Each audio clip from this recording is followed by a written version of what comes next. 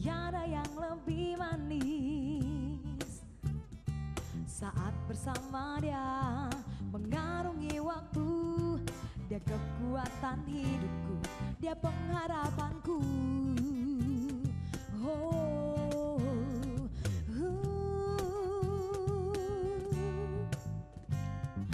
tiada yang lebih indah,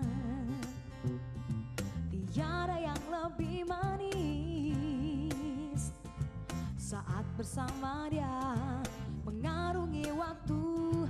Dia kekuatan hidupku, dia pengharapanku. Ku jalani hidup dalam mujizatnya, melewati lembah dan gunung yang tinggi. Dia ada bersamaku, tak pernah tinggalkanku. Bersamamu Tuhan, ini kisah hidupku. Ini kisahku bersama Tuhan. Halo pemirsa, senang sekali kami dapat menjumpai Anda bersama saya Bernard Permadi. Dan saya Sheila Siregar. Dah tahukah saudara bahwa Tuhan tidak akan pernah membiarkan kita melewati segala sesuatunya sendirian. Karena Tuhan senantiasa ada untuk kita. Melalui program ini kami rindu untuk berbagi kisah-kisah inspiratif mengenai orang-orang yang berjalan bersama Tuhan dalam Kisahku Bersama Tuhan. Ya, pemirsa, setiap manusia pasti membutuhkan Tuhan dan sesama. Nah, kayak gini nih misalnya Bernard. Ya, kalau misalnya kamu kehilangan aku gimana? Kalau aku sih nggak bisa ya kehilangan kamu, kan kita udah temenan udah lama. Iya. Nah, begitu juga dengan narasumber kita yang satu ini Bernard. Karena dia akan berbagi kisahnya dengan kita, bagaimana dia juga kehilangan sahabatnya. Cuman sebelum kita kupas lebih lanjut mengenai ceritanya, kita akan saksikan video profilnya berikut ini. Michael dan Stephen Cahyadi. Narasumber kita ini adalah dua orang anak muda kakak beradik. Yang pertama adalah Michael Cahyadi, pria kelahiran Jakarta 15 November 1991. Saat ini Michael adalah mahasiswa Fakultas Ekonomi Manajemen semester 6 di salah satu universitas di Jakarta.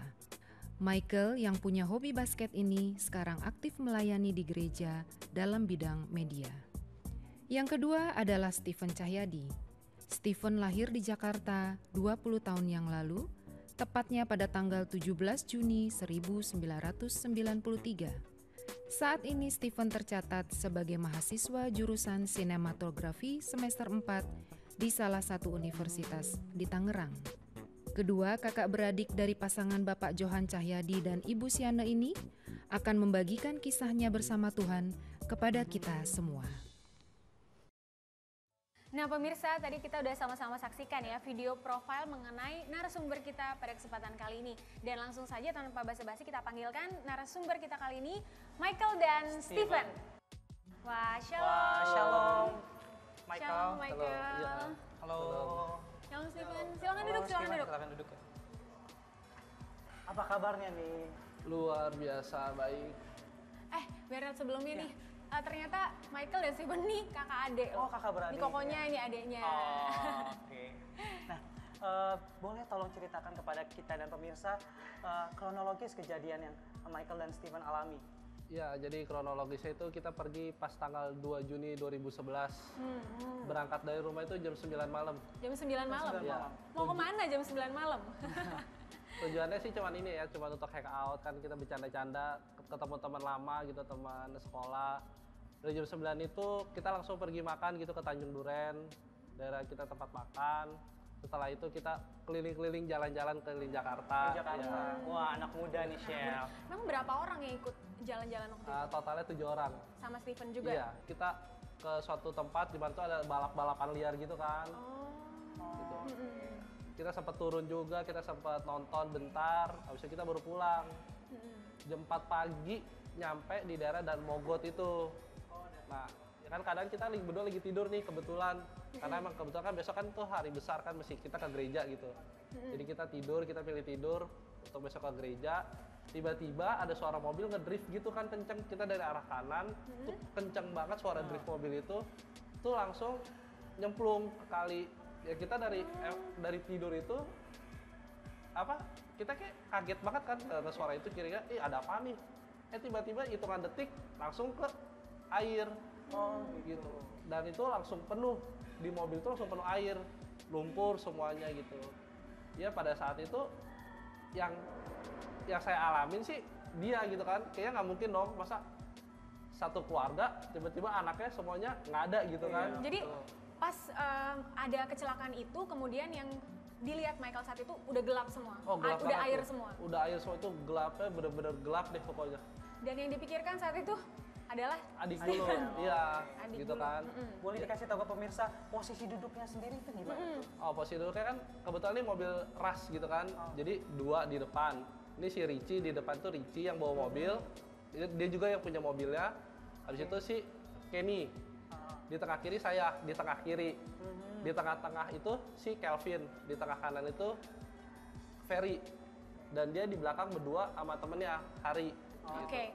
Namun sebelum kita lanjutkan nih Bernard, Stephen dan juga Michael, kita harus melihat pesan-pesan berikut.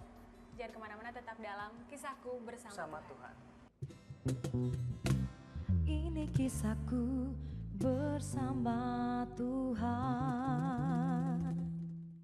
Shalom saudara, saya percaya hari-hari ini kita sedang menikmati kedahsyatan Tuhan yang luar biasa. Saudara, saya tidak tahu keadaan saudara. Mungkin saudara sedang mengalami persoalan, tekanan yang begitu berat, mungkin proses yang begitu berat. Tetapi saudara, saya mau berkata, Tuhan Yesus sudah menang. Dan Tuhan Yesus mau saudara dan saya kita mengalami kemenangan demi kemenangan yang dari Tuhan. Saudara, saya ingatkan buat saudara, saya mau sampaikan buat saudara. Saudara, tiap hari tolong saudara jangan lupa membaca ayat-ayat firman Tuhan, Alkitab kita. Saudara, karena saya percaya ayat-ayat yang ada dalam firman Tuhan itu menguatkan setiap kita. Nah saudara, selain dari saat teduh pagi hari, pembacaan Alkitab kita setiap hari, saya rindu saudara juga ingat satu hal. Mari sama-sama tiap hari membaca dan memperkatakan Mazmur 91. Saudara, dari satu ayat ke ayat yang lain sampai seluruh ayat dibaca, diperkatakan. Saya percaya ada kuasa yang mengalir dengan dahsyat. Dan kita dalam era peperangan rohani yang makin besar ini, kita akan mengalami kemenangan demi kemenangan yang dahsyat. Tuhan Yesus berkati. Ini kisahku bersama Tuhan. Ya pemirsa, kembali lagi dalam Kisahku Bersama Tuhan. Dan mungkin ada pemirsa yang baru bergabung nih, kita sedikit jelaskan ya bahwa di hadapan kita sudah ada 2 narasumber, yaitu Michael dan juga Stephen, yang adalah kakak beradik nih ya, dimana mereka akan menceritakan kisahnya mengenai kecelakaan yang mereka alami. Kalau tadi Michael udah cerita nih mengenai bagaimana dari mulai awal sampai akhirnya mobilnya masuk ke dalam kali. Nah sebelumnya ada nggak sih firasat yang dialami oleh Michael? Ya firasat sih ya orang tua gitu kan, orang tua ya udah jam 9 malam juga pasti orang tua melarang anaknya pasti keluar rumah gitu kan, waktunya tidur malah kita pergi gitu. Dan setelah kejadian adiknya Kenny kebetulan dia juga ngelarang si Kenny itu pergi, adik itu nangis gitu. Udah kok jangan pergi, jangan tinggalin Calvin, namanya kan Calvin adiknya. Jadi jangan tinggalin Calvin, tapi ya udah gitu. Kebetulan kami semua masih ngotot pengen pergi, ya udahlah pergi, tetap pergi walaupun tapi kita nggak dengerin, nggak ngeh juga gitu tentang firasat-firasat seperti itu. Gitu. Kalau dari Stephen-nya sendiri? Ya kan sebelumnya kan ini kan acaranya Michael kan, ini yang pergi kan teman Michael semua, jadi saya tuh lagi di kamar lagi bete juga sendiri gitu, diajak sama temen yang mumpung, ya udah terus saya ajak temen saya juga satu jadi biar nemenin. Jadi ya sebenarnya nggak tahu kenapa juga ini baru pertama kali ikut gabung sama temennya Michael sebenarnya. Jadi ajak temen lah biar nggak bete-bete amat kan, ya udah ikut deh. Jadi duduknya juga ngemper kan, baru itu ngemper. Dan pada saat kejadian itu perasaan Stephen seperti apa?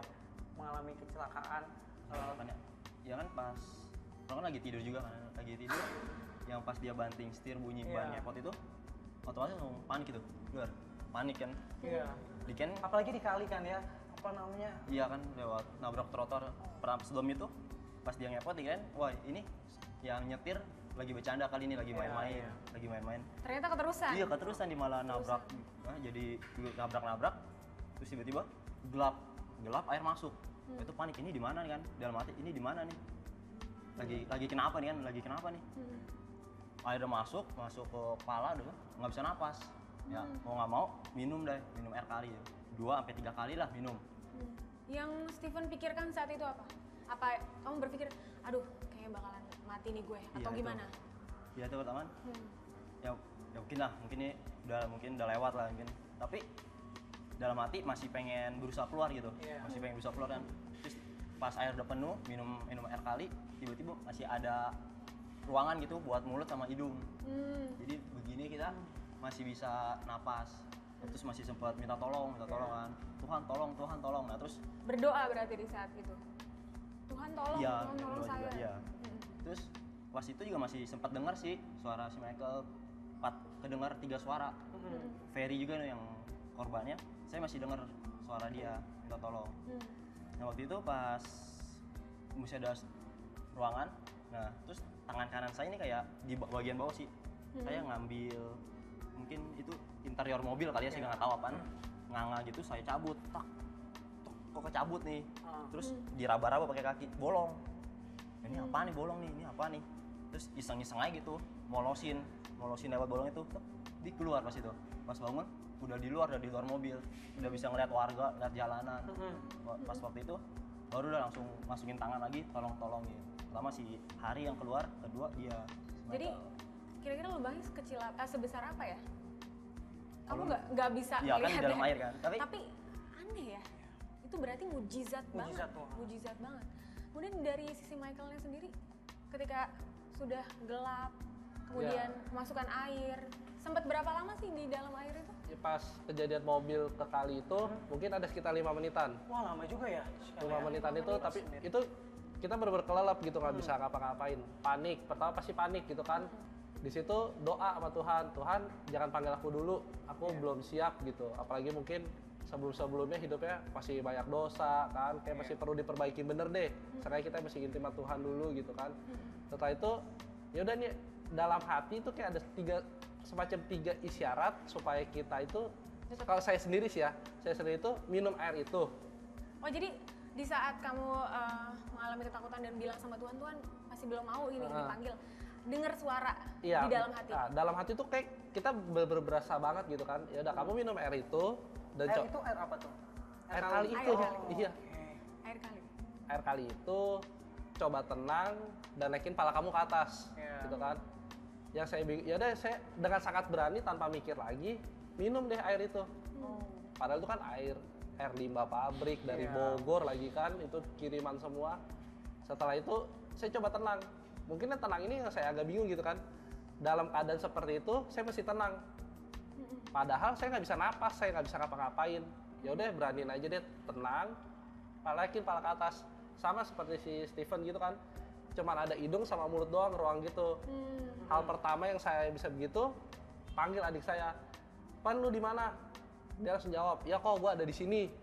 Hati mungkin sedikit agak lebih tenang gitu kan, kebetulan dia masih selamat gitu. Dan si Ferry itu feelingnya sih suara dia gitu kan, dia minta tolong gitu. Tapi setelah 3 kali ngomong, suaranya tuh udah nggak ada gitu. Dia bilang, "Oh ada pintu keluar." Dia keluar dan dia selamatin temennya. Dan saya cuma taruh tangan saya di bawah gini doang. Saya kan nggak tahu, itu kan gelap banget. Akhirnya ditarik sama dia nih. Ditarik dari pala ke pinggang, saya udah keluar dari mobil. Tapi dari pinggang ke kaki, saya masih ada di dalam mobil. Itu masih ketahan di dalam mobil gitu. Nah sebelum kita lanjutkan perbincangan ini, mari kita sama-sama pemirsa untuk memuji Tuhan.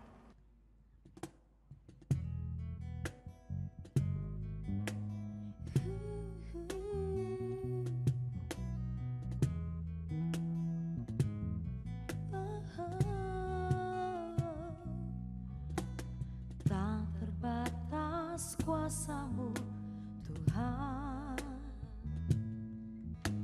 semua dapat Kau lakukan. Apa yang kelihatan mustahil bagiku, itu sangat mungkin bagimu. Di bisa berdaya, kuasamu yang sempurna. Ketika ku percaya mujizat itu nyata, bukan karena kekuatan, namun Roh-Mu ya Tuhan. Ketika ku berdoa, mujizat itu nyata.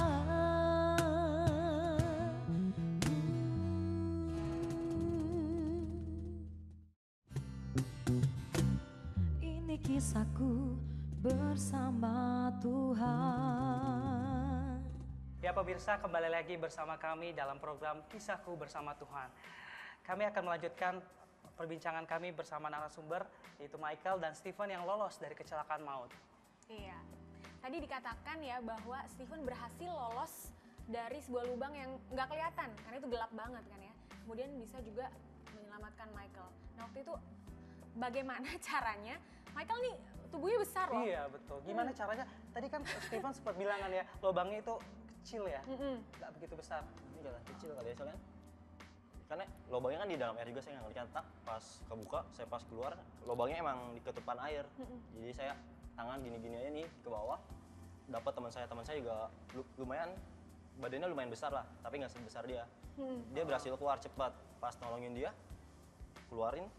Pas pala sampai sini beras keluar, tapi pas dipinggul nyangkut dia. Jadi kan lubangnya nggak terlalu besar, mungkin nyangkut tek gitu. Berapa lama? Akhirnya coba pelan-pelan baru bisa keluar. Tapi sempat nyangkut juga dia. Terus setelah keluar, Michael gimana kondisinya dan apa yang dirasakan saat itu? Ya yang dirasain sih mungkin tangan berasa patah gitu kan, lebam, kayaknya semua sakit gitu. Ya udah dipinggirin, dibantuin sama warga sekitar, dibawa ke agak pinggir yang tanahnya di situ lumpurnya masih agak keras. Dan saat itu sih orang-orang udah mulai pada bantu, ada beberapa anak muda bantuin dan langsung ngelihat dua teman langsung diangkut dari mobil situ, si Ferry sama si Kenny. Keadaannya dia orang sih bagi warga sekitar katanya udah meninggal gitu, tapi saya masih pengen dia tuh diperiksa dulu ke dokter karena alat-alat di rumah sakit kan apa masih bisa, siapa tahu gitu kan, mujizat tuh masih ada, dia masih bisa hidup gitu walaupun emang detak jantungnya katanya udah berhenti apa segala macam. Saya juga nggak banyak bisa ngomong gitu soalnya keadaan badan juga kayak masih kaget, masih trauma di saat itu, masih sakit, lemes banget gitu. Apalagi ngeliat teman di saat itu yang tadi beberapa jam sebelumnya kita masih bisa ketawa bareng, kita masih bisa foto bareng, taunya udah keadaan diem nggak bisa ngapa-ngapain gitu kan. Ya akhirnya saya bertiga sih langsung dibawa ke rumah sakit.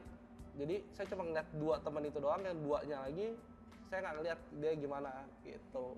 Tapi Michael, gimana perasaan Michael, teman-teman yang sahabat dekat sekali Dari tuh, SMP loh katanya. dari SMP betul, meninggalkan di depan mata sendiri, itu gimana perasaan Michael sendiri? Ya, Ada nggak perasaan mungkin menyesal atau marah atau apa? Nyesel sih sebenarnya, nyesel banget gitu kan, apalagi lewat dari rumah sakit emang tuh mesti muter dan ngelewatin tempat kejadian itu. Di situ masih ada bekas apa lumpur gitu yang emang itu yang bekas ditidurin temen gitu. Kayak itu tuh teman tadi di situ.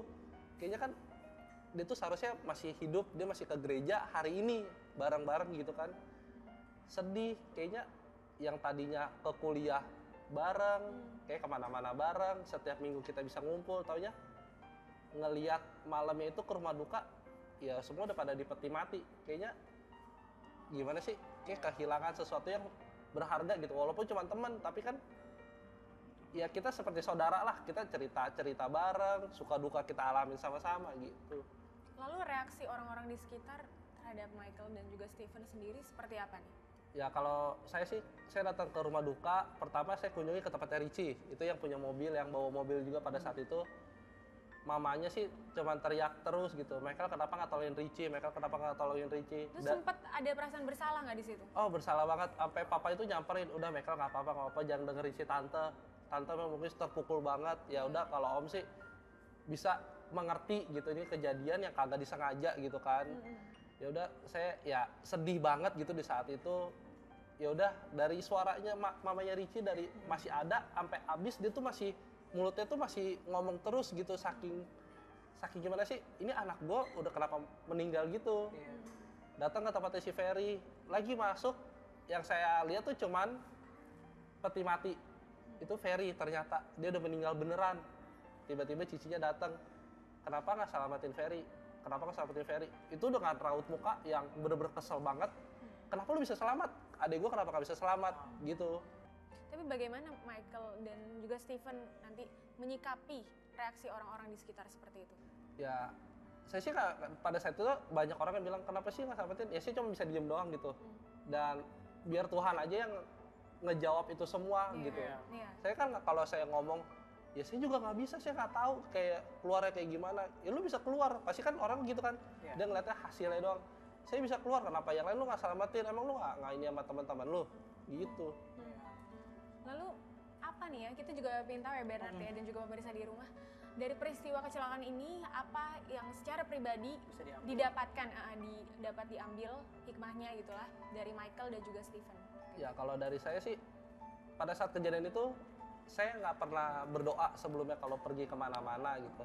Dan saya percaya doa itu kan sangat besar kuasanya.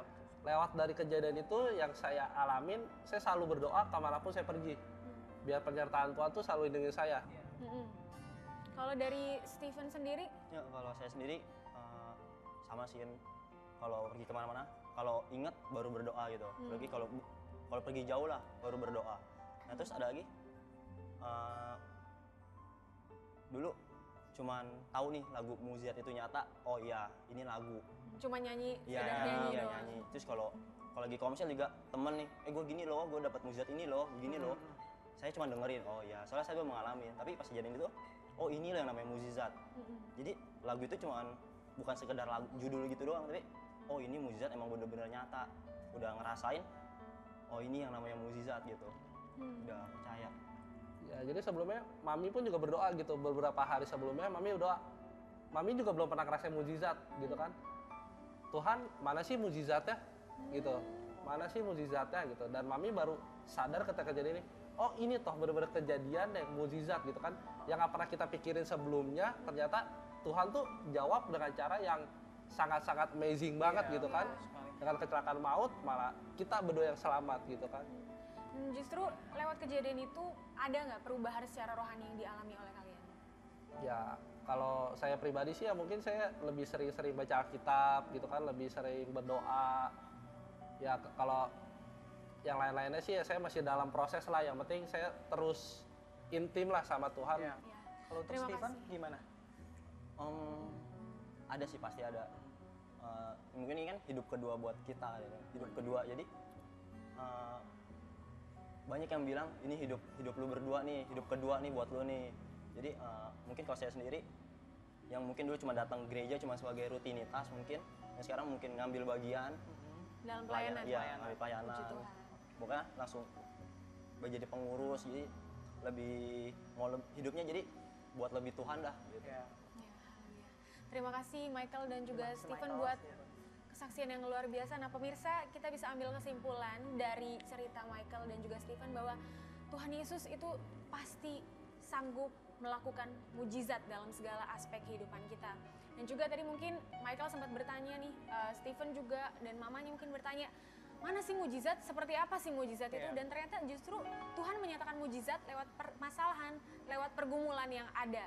Dan tadi Michael juga sempat mendapat waktu saat di dalam air minta tolong sama Tuhan, Tuhan katakan tenang, sama seperti di Pengkhotbah 4 ayat 6 yang berkata bahwa segenggam ketenangan lebih baik daripada 2 genggam jerih payah dan usaha menjaring angin.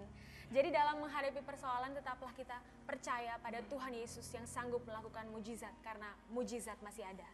Karena kuasa Tuhan juga tidak hanya dirasakan oleh Michael dan Stephen, tapi mujizat yang sama juga pasti terjadi untuk Anda. Pastikan Anda tetap berjalan bersama Tuhan dan nantikan kisah-kisah inspiratif lainnya dalam Kisahku Bersama Tuhan. Sampai di sini perjumpaan kita, saya Bernard Permadi. Dan saya Sheila Siregar. Sampai jumpa, Tuhan Yesus memberkati.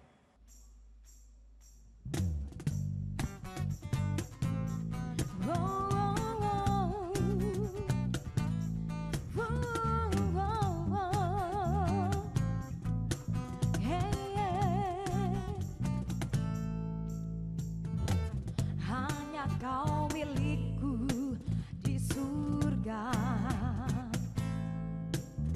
Tiada yang ku ingini di bumi, hanya